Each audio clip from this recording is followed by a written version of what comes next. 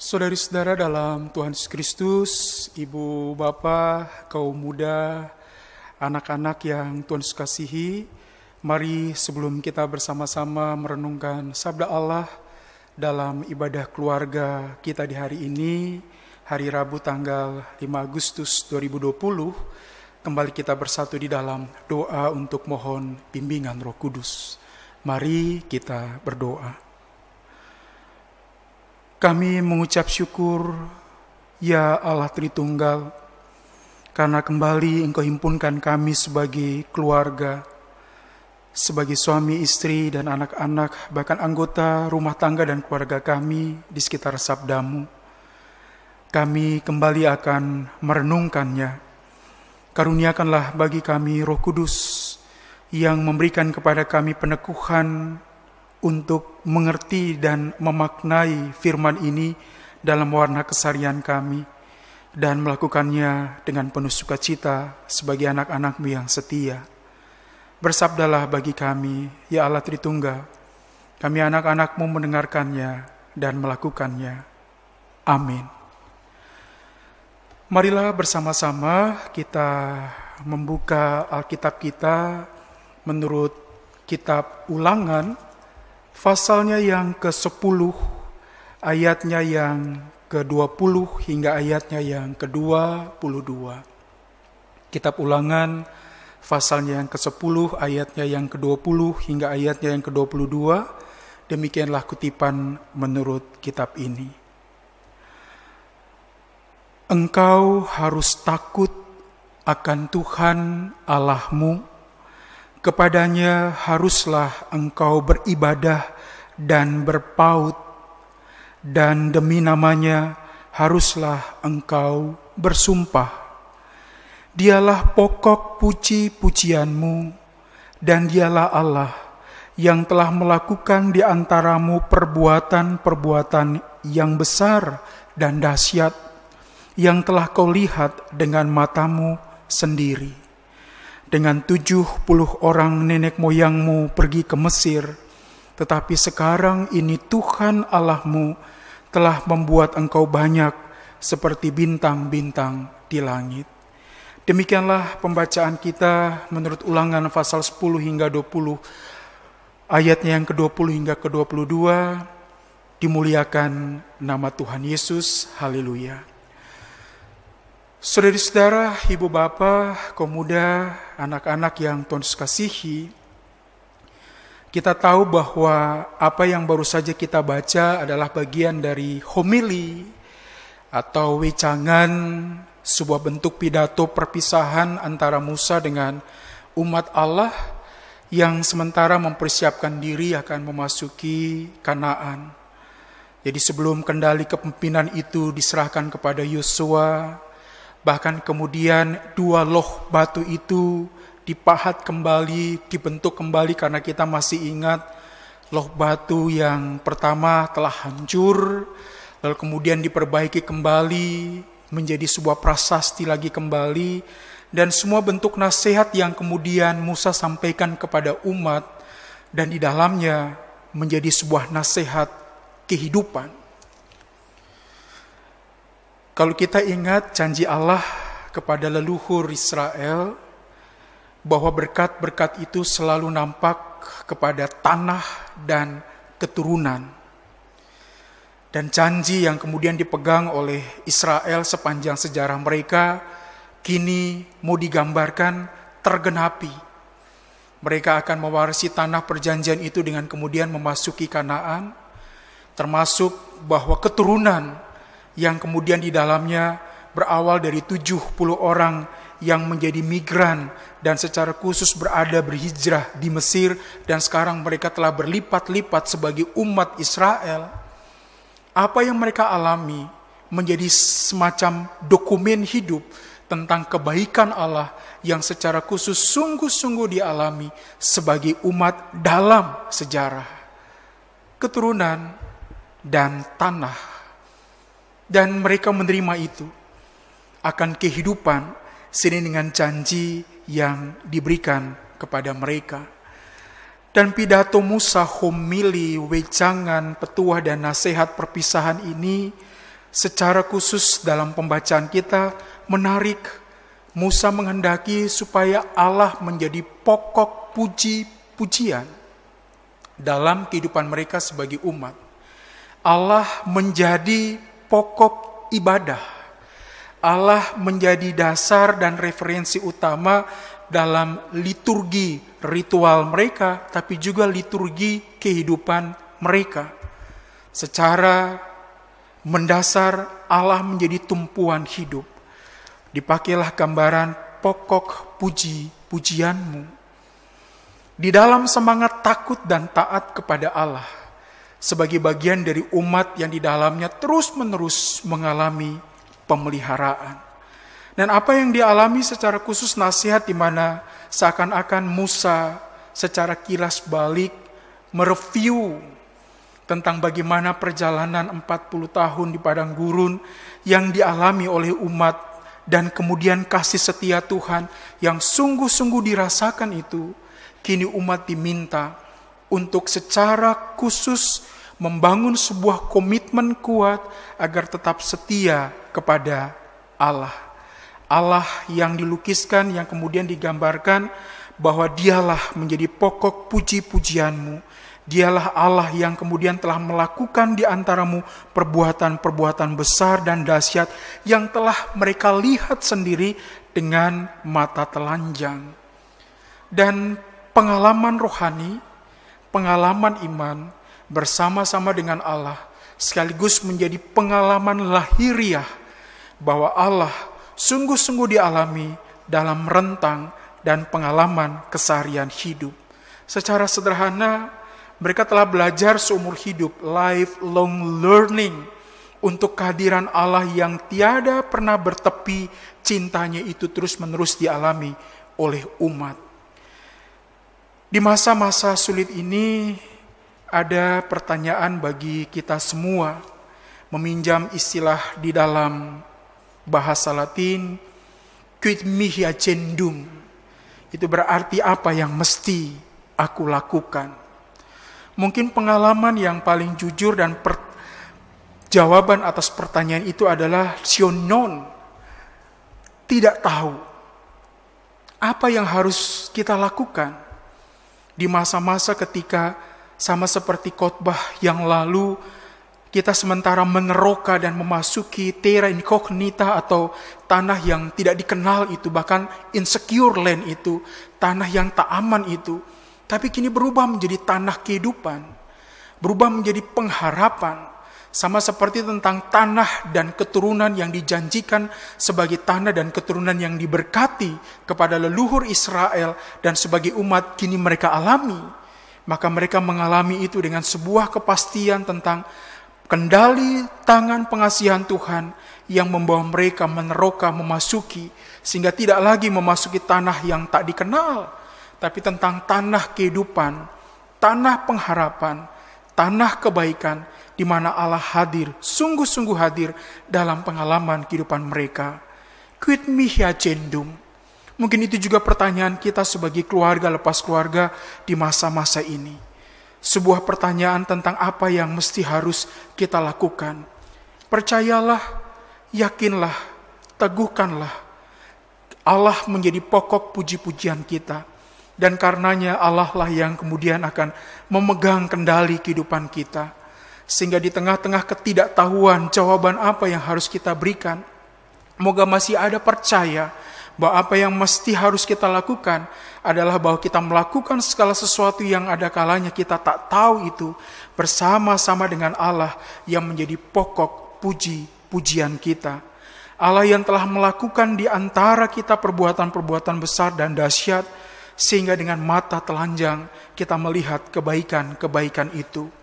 Moga rumah-rumah tangga kita sekaligus menjadi dokumen hidup tentang Allah yang hadir, tentang cinta yang kemudian dialami yang secara khusus juga oleh kita, bukan hanya umat Israel, tentang bagaimana proses perjalanan untuk memaknai setiap cengkal tanah kehidupan yang akan mereka masuki itu, sekaligus juga adalah cengkal kehidupan yang akan mereka jalani adalah juga moga kita semua untuk tanah kehidupan yang masih Tuhan berikan, dan setiap cengkal langkah perjalanan kita yang penuh pengharapan itu yang akan kita alami di hari-hari ke depan.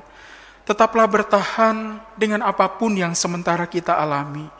Bagaimana kita menyikapi segala sesuatu atas apa yang kita alami, kira itu memberikan energi bagi kita semua, sehingga kekuatan itulah yang meneguhkan kita untuk tetap terus melangkah sebagai pribadi yang belajar untuk tetap taat dan setia dalam bingkai takut akan Tuhan. Saat-saat ini kita menggumuli bagaimana proses pembelajaran secara khusus bagi anak-anak kita. Mereka yang menjalani proses pembelajaran yang harusnya terjadi di ruang-ruang kelas itu.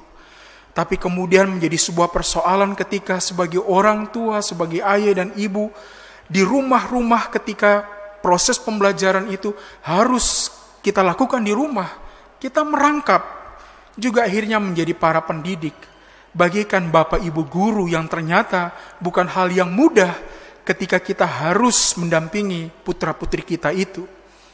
Tak jarang kita berhadapan dengan kendala tentang dalam tanda petik kuota, dan tidak semua orang terjangkau dengan fasilitas untuk menjalani proses pembelajaran secara daring, secara online.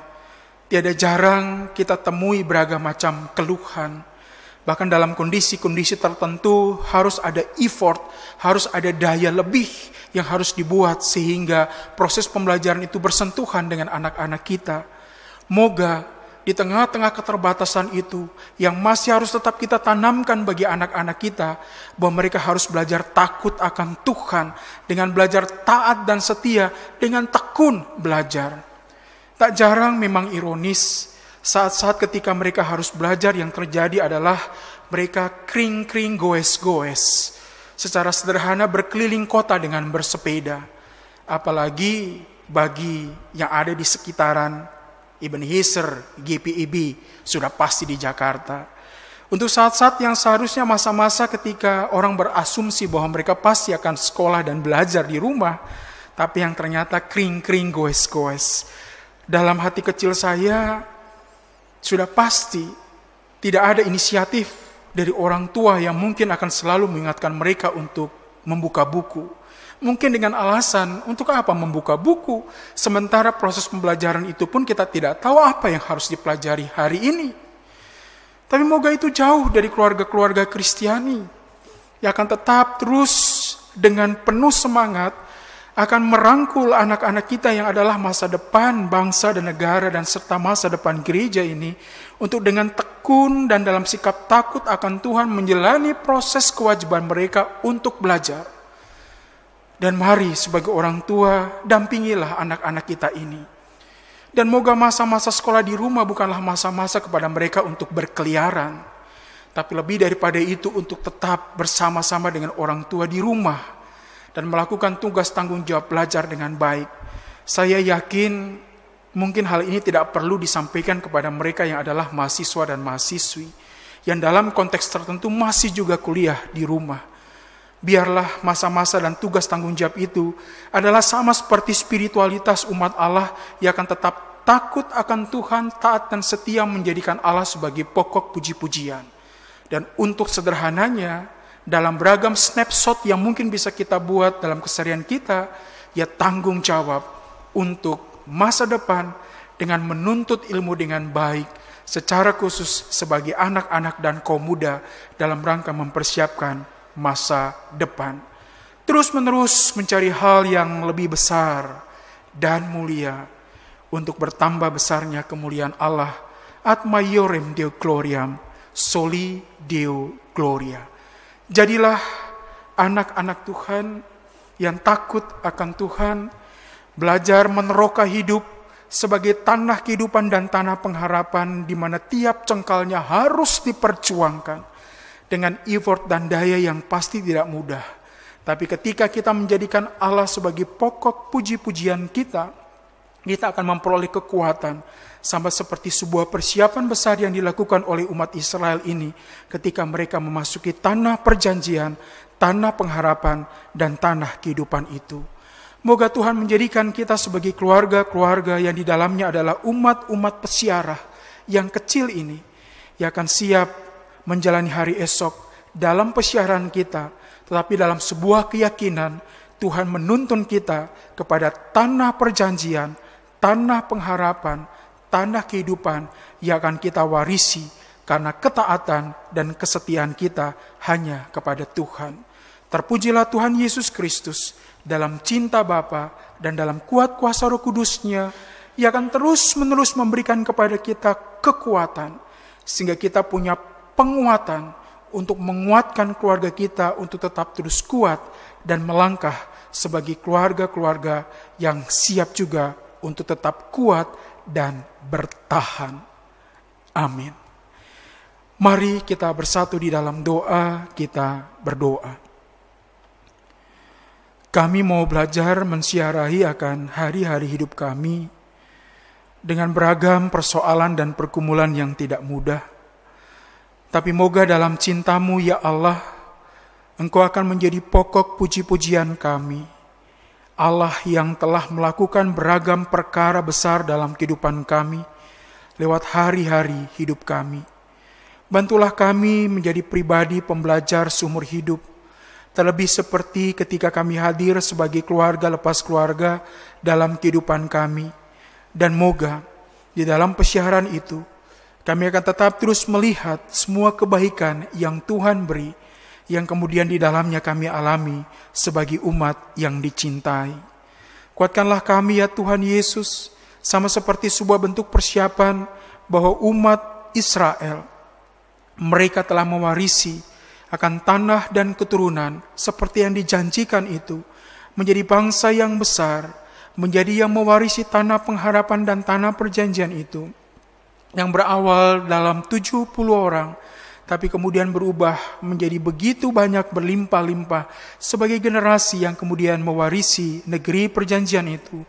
Kami yakin percaya bahwa setiap janji untuk masa depan yang lebih baik, untuk hidup yang diberkati, kami pegang semata-mata karena kami belajar kepada Engkau sebagai Allah yang memegang teguh janji setia-Mu bagi kami semua. Karena bantulah kami juga agar kami belajar setia dalam ketaatan dan kesetiaan dengan bingkai takut akan Engkau ketika kami juga mewarnai hari-hari kehidupan kami, melangkah mensiarahi kehidupan kami. Bantulah kami sebagai keluarga, sehingga keluarga dan rumah-rumah tangga kami yang di dalamnya terus-menerus diperhadapkan dengan pertanyaan apa yang mesti kami lakukan, dan tiada jarang kami tidak tahu. Kami mempertaruhkan itu semua kepada kemahakuasaan-Mu, kekuatan-Mu ya Allah sebagai pokok puji-pujian kami, yang akan memberikan kepada kami kekuatan untuk mampu menjawab segala sesuatu itu dengan tetap terus bertahan dan berani mengalami masa depan, karena yakin bahwa Tuhan bersama-sama dengan kami, sehingga jawaban-jawaban itu atas pertanyaan apa yang harus akan kami lakukan di dalam Engkau ya Tuhan akan terjawab di dalam hari-hari kehidupan kami, sehingga dengan kesetiaan kami untuk melangkah dalam tuntunan kasih sayang-Mu, dan kami yakin kekuatan itu menguatkan dan meneguhkan kami untuk akan selalu siap menanti semua jawaban itu bersama-sama dengan kendali tangan Tuhan atas hidup keluarga kami, pribadi, gereja, dan masyarakat kami. Tolonglah kami dalam memaknai minggu-minggu ini, hari-hari dalam syukur. Di dalam kami yakin percaya itu terjadi karena penyertaan-Mu. Anak-anak kami yang dalam beragam macam tantangan, keterbatasan fasilitas dengan media yang harus mereka hadapi, karena mereka hadir kini sebagai para pelajar yang masih harus tetap terus belajar. Tuhan berikan kepada mereka ketekunan untuk belajar.